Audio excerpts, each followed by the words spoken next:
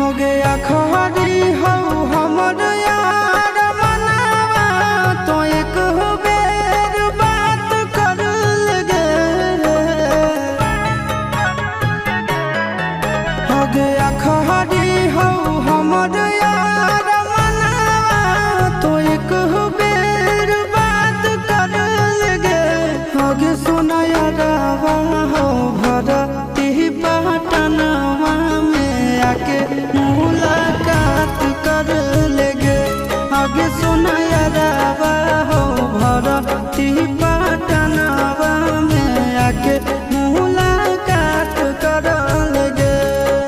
आगे चली जाइबौ छोड़ी के दुनिया विदाई अपने हाथ कर लेगे। आगे सुना यारवा हो भर